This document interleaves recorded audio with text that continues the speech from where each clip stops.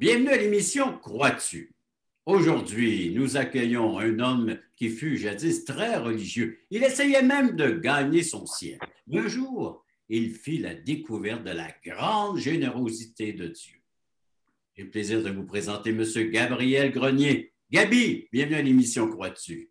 Bonjour, Régent. Ça me fait plaisir de te recevoir à l'émission. Oui, bon, je vais vous donner un petit court témoignage de ma vie. Moi, je demeure à Québec et puis je suis né, moi, à campagne, dans le comté de Bellechasse, sur une ferme. Alors, j'ai une très bonne expérience, un bon souvenir, moi, de la vie que j'ai eue sur ma ferme dans ma jeunesse. J'ai eu des parents qui pratiquaient la religion conventionnelle du temps. Et puis moi, ben, j'y suivais.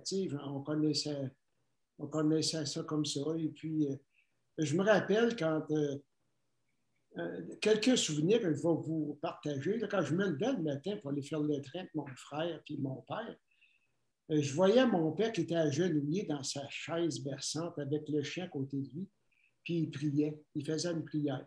Puis ça, moi, ça m'a beaucoup impressionné, ça m'a marqué, puis j'ai un bon souvenir de ça.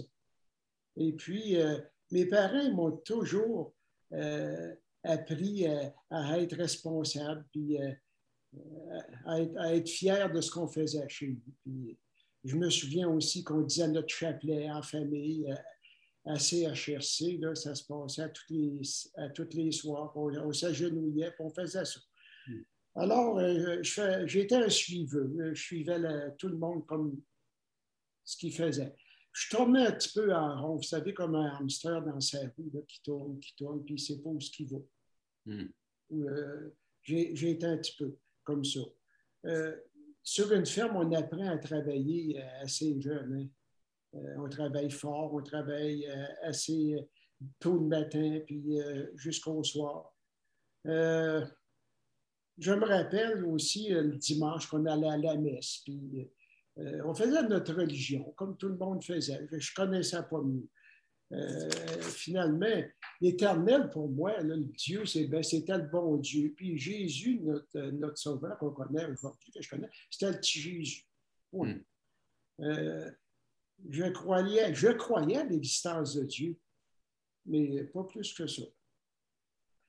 Je priais, je faisais des prières comme les autres, des prières qu'on récitait, des prières qu'on apprenait à l'école, que nos parents nous montraient, mais on ne comprenait pas vraiment le sens. Puis on disait ça comme ça. Mais je savais pourtant que je pouvais faire des péchés, puis que je manquais des choses. Puis, mais j'allais faire ma petite religion, j'allais à la confesse pour me libérer la conscience. Puis je sortais de là, puis ça recommençait tout le temps. Je me disais, moi, coudonc, comment je vais faire pour aller au ciel? Je ne pourrai jamais gagner mon ciel, moi. C'est toujours un recommencement, ça ne finit pas. À un moment donné, je m'en vais à une cérémonie à l'église, puis je pense que c'est un baptême. Et je trouve ce petit traité-là dans un bas d'église. Le film de votre vie. Oui, je trouve ça. J'étais jeune, j'avais 11-12 ans. Moi, j'ai mis ça dans ma poche. J'emmène ça chez nous. Mais j'ai lu ça presque 2-3 fois par semaine. Pendant 2-3 ans, ça m'a marqué ce livret-là parce que ça raconte le film de notre vie. C'était une petite bande dessinée. Alors, ça m'a marqué, ça. C'est ça. À 22 ans, ben, là, j'en passe un bout. Là. À 22 ans, je m'engage dans le mariage. On est en 1961. Ça allait bien, mon affaire. Là. Une bonne job, un beau char, un gros système de son. Moi, j'aimais bien la musique, les gros systèmes de son. D'ailleurs, j'ai eu une disco mobile. Je faisais de la musique les fêtes de semaine et tout ça. En 1974, notre premier garçon arrive, Marco. En 1977, François.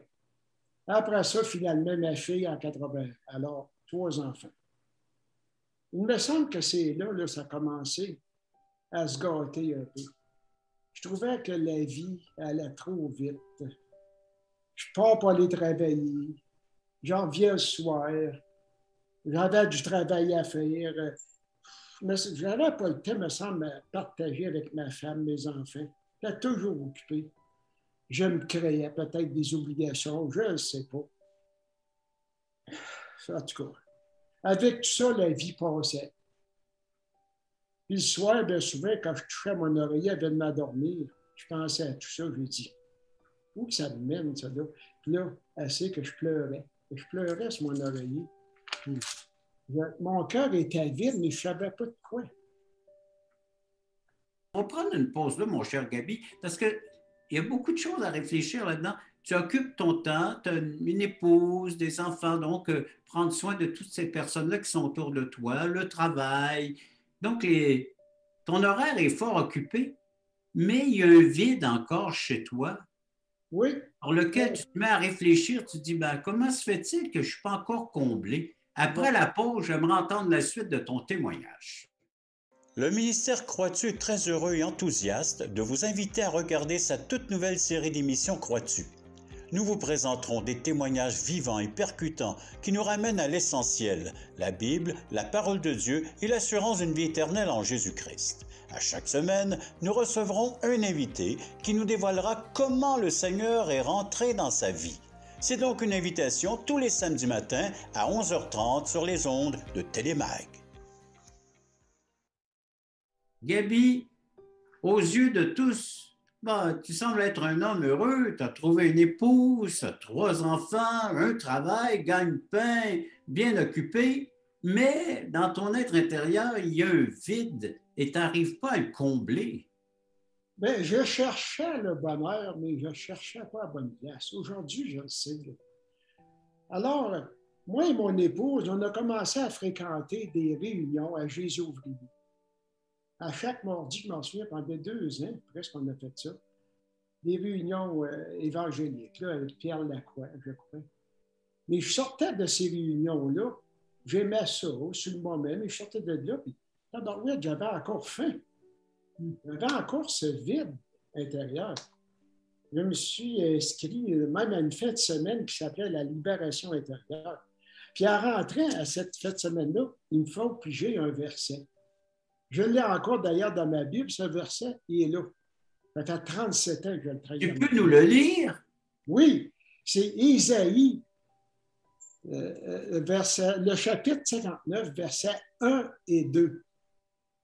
Ça dit ça, là, que non, la main de l'Éternel n'est pas trop courte pour sauver, ni son oreille trop sourde, trop dure pour entendre, mais ce sont nos crimes et ce sont nos péchés qui mettent une séparation entre votre Dieu et sa face, et ça l'empêche de vous écouter. Moi, j'ai pigé ce verset-là. Je sais aujourd'hui que c'est le Seigneur qui a permis que je pige ça. Pendant toute la fête de semaine, j'ai lu ce verset-là. Hein? Ça m'a marqué, là. Il dit, je ne suis pas ici pour rien. Le Seigneur cherche ta face. Pas une religion, c'est toi que je veux suivre. Dis-moi comment. Je ne le sais pas. Alors, après cette fête de semaine-là, on a passé cette fête de semaine, il fallait parler avec un prêtre, aller se confesser. Je ne l'ai pas fait d'ailleurs. J'ai sorti de là, mais comme je viens de dire, j'avais faim encore. Dans les années 80-81, un de mes beaux-frères, il me parlait tout le temps de religion, moi, ce que je pensais. Il me parlait de religion, de Jésus, de ci, de ça. Je le trouvais tannant et collant. Tu sais, il disait qu'il fallait que je naisse de nouveau, il fallait que j'aie un sauveur personnel. Sais-tu ce que je disais? Moi, pendant 3 ans, il me parlait de la parole de Dieu. Tu vas nous le dire, mon cher Gaby, qu'est-ce que tu lui disais?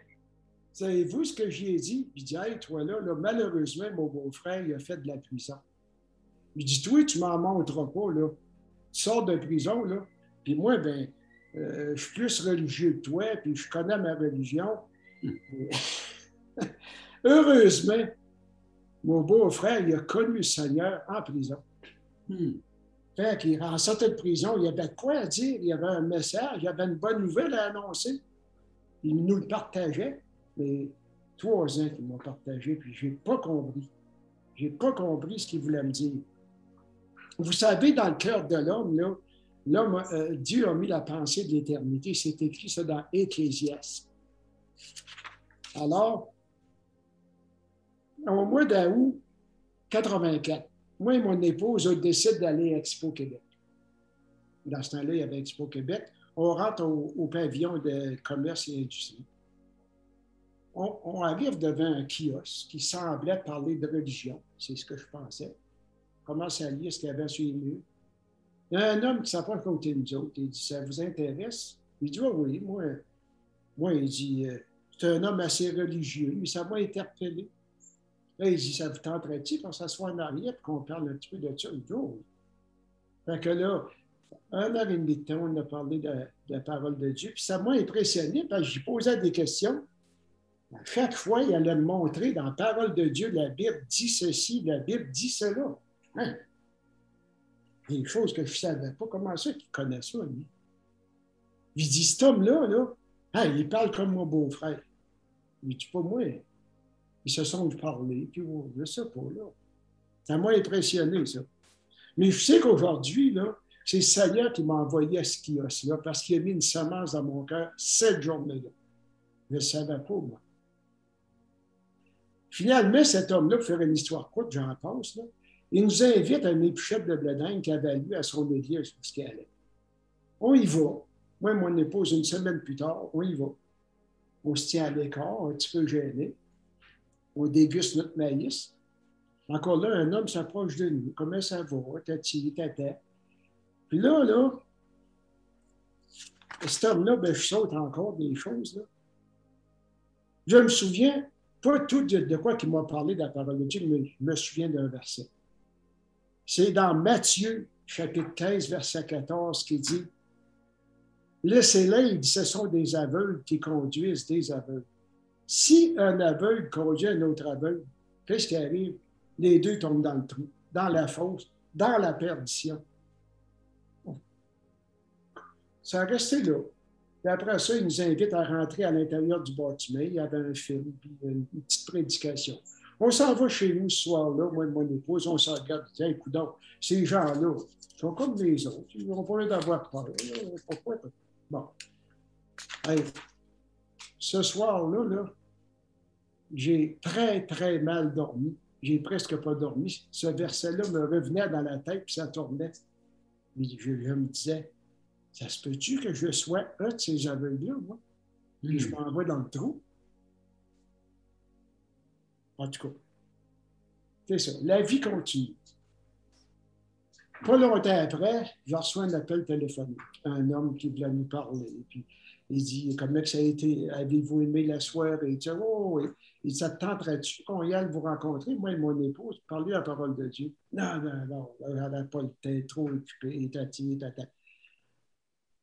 3 fois, il m'a appelé, puis le monsieur, il a reçu 3 refus de ma part. OK? Un soir, oh, excusez, ça cogne à la porte. Ça cogne à table, oui. Ça cogne à table. Hey, on va rester là, mon cher Gaby. On va rester justement au fait que ça cogne à la porte chez vous, là. Mais après la pause, on entendra la suite. D'accord. Est-ce que la porte va s'ouvrir de ta part après la pause? Voilà. Merci. Le voici, ce merveilleux cadeau. Nous vous offrons un livret d'environ 20 pages qui a comme titre « Passeport pour le ciel ». Très bien illustré. Un enfant le pourrait saisir, comprendre la portée du message. Nous vous l'offrons tout à fait gratuitement, sans aucun déplacement de votre part. Vous pouvez nous appeler, vous pouvez aller sur notre site croixtu.ca, faire des demandes, mais il sera livré à la maison, chez vous. Alors donc, juste en faire la demande, et il sera livré gratuitement à la grandeur du Québec, grandeur du Canada, à tous ceux qui voudront le recevoir, qui va vous expliquer comment avoir un passeport pour entrer au ciel. Et cela pour l'éternité.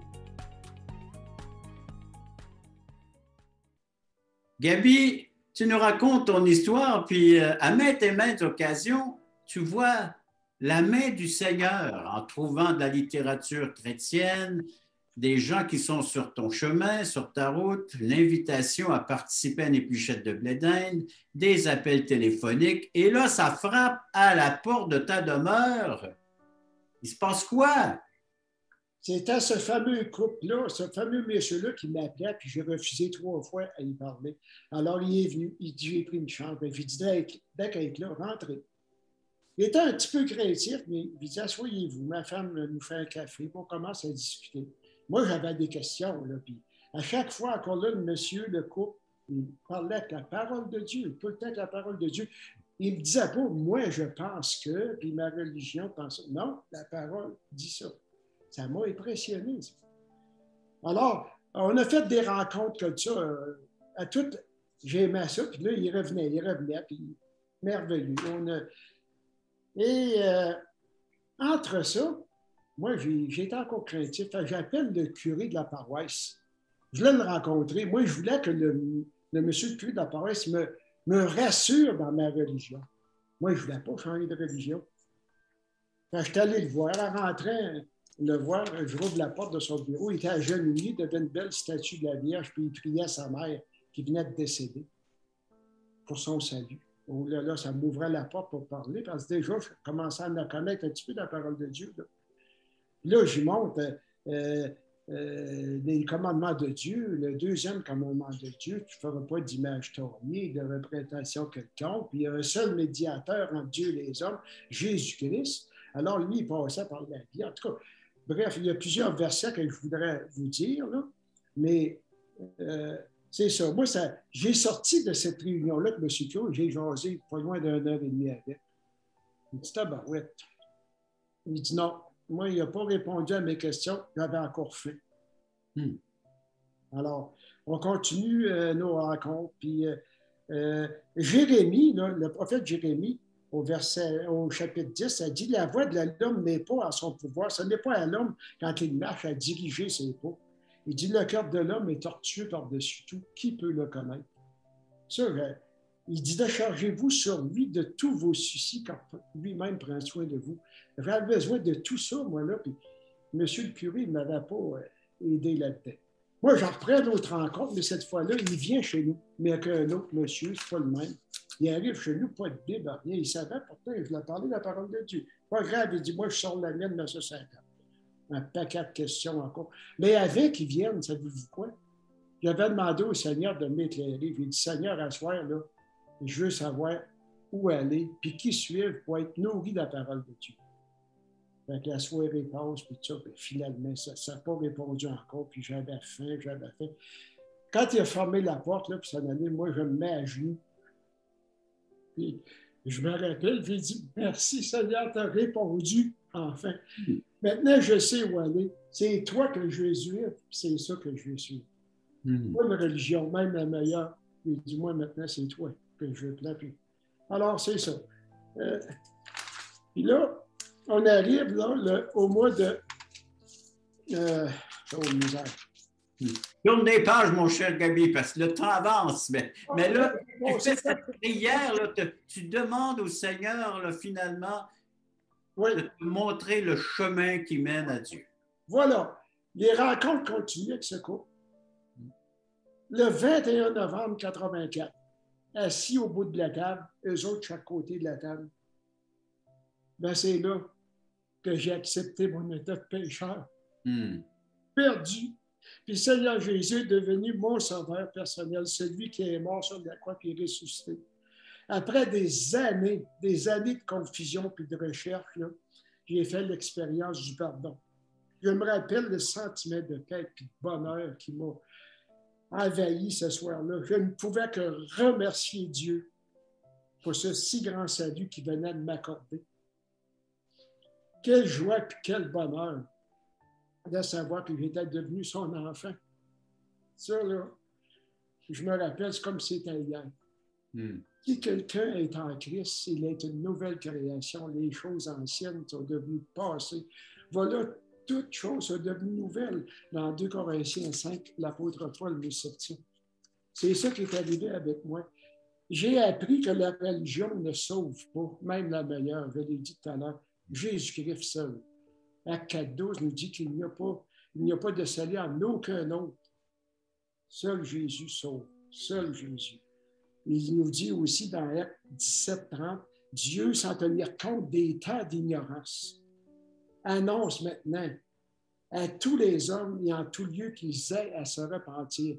J'ai été dans les moments d'ignorance avec la religion que j'essayais de pratiquer pour gagner mon ciel. Mais quand j'ai connu la vérité en Jésus, ouf, qu'on est bien, je me suis déchargé sur lui de tous mes soucis. Excusez si j'étais émotif, là, mais quelle joie de y appartenir. Il me tient maintenant dans le creux de sa main, puis il dit que personne ne peut nous ravir de sa main. Personne. Il n'y a pas une religion qui nous assure ça. Là. Hein? Il n'y a donc maintenant aucune condamnation pour ceux qui sont en Christ. J'étais comme beaucoup d'autres, je pensais, moi, qu'avec mes bonnes actions, dans la religion, de m'approprier du ciel, mais quelle erreur. Mais là, j'étais plus, savez-vous quoi, j'étais plus dans la rue en cul-de-sac. Une rue en cul-de-sac, là, ça va nous passer, arrête là. Au bout de cette rue-là, là, savez-vous, ce qui nous attend, c'est la mort, le cercueil. Où est-ce qu'on va? Quand on ne sait pas. Moi, je ne savais pas, maintenant, je le sais. Ça dit, là, heureux, dans la parole de Dieu, dès à présent, les morts qui meurent dans le Seigneur. Moi qui pensais passer par le purgatoire, là, dès à présent. Ça dit ça dans l'Apocalypse.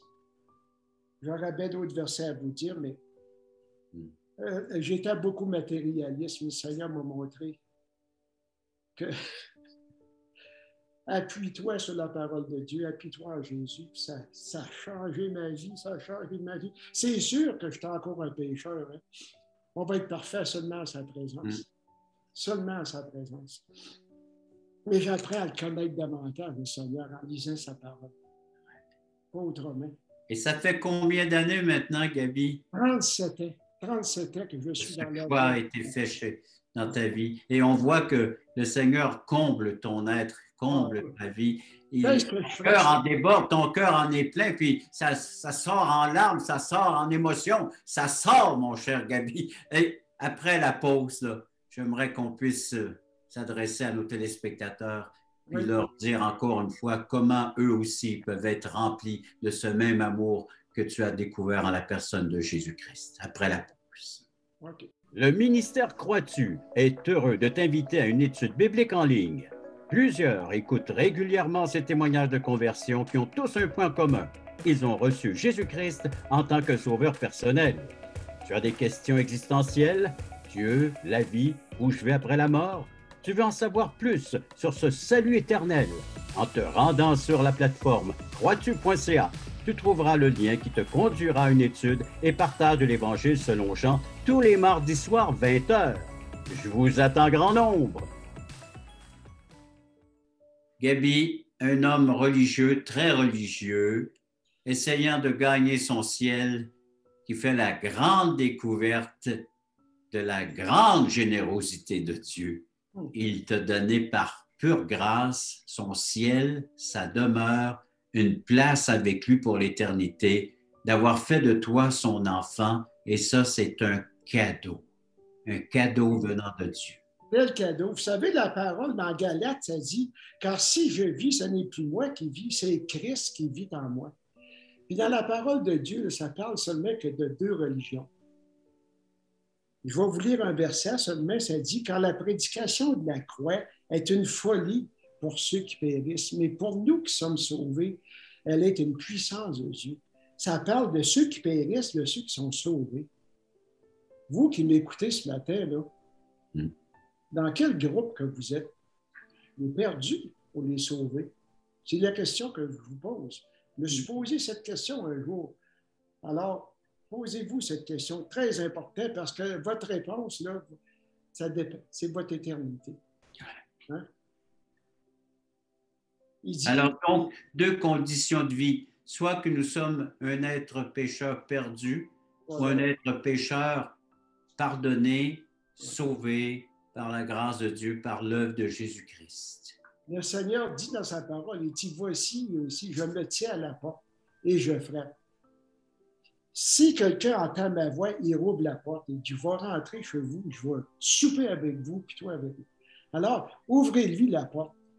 Il n'y a pas de poignée le bord, mais toi, tu n'as eu une poignée. Ouvre-tu la porte, le Seigneur, il va rentrer. C'est notre décision, hein? C'est à nous de faire le choix de laisser entrer le Sauveur merveilleux qui est la personne de Jésus et d'en faire partie maintenant. Faire partie, comme tu dis, c'est plus moi qui vis, c'est Christ qui vit en moi. C'est cette assurance, c'est cette sécurité éternelle. C'est la seule façon de pouvoir avoir l'assurance d'avoir une place auprès de Dieu éternellement. Hein? La parole dit aussi, ta parole est une lampe à mes pieds et une lumière sur mon sentier. La parole, là, c'est mon livre de chevet, c'est ma lumière. Ah, c'est merveilleux. Alors, c'est la parole de Dieu qui dirige nos pas vers l'éternité et en bénéficiant au quotidien, jour après jour, de cette merveilleuse présence. Ça dit aussi, nous vous en supplions au nom de Christ, soyez réconciliés avec Dieu. Soyez réconciliés avec Dieu. On est tellement bien, tellement de bonheur dans notre cœur. Ouais. Gaby, il faut faire le pas que tu as fait un jour, de réaliser que nous sommes des êtres. Je suis un être pécheur et j'ai besoin d'être réconcilié avec Dieu. Et c'est Jésus-Christ qui est venu faire ce job-là, ce travail, cette œuvre. Il a accompli une fois pour toutes. Gaby, merci. Et j'inviterai les gens à venir nous visiter à croix-tu.ca, sur notre plateforme. Il y a des témoignages à les pouvoir entendre, les visionner, les choisir, et puis participer donc à nos études bibliques les mardis soirs ou le samedi matin 9h30. Alors, il y a un Zoom, et puis là, vous assistez à un témoignage comme celui de Gaby, vous venez d'entendre à l'émission Croix-tu. Vous pouvez correspondre avec nous, nous écrire, service gratuit. La littérature vous est offerte, entre autres, un passeport pour le ciel. Gaby, merci beaucoup. Ça m'a fait plaisir, puis soyez réconciliés avec Christ. Oui, et puis merci encore d'avoir été à l'écoute de cette autre émission. Moi, je vous remercie.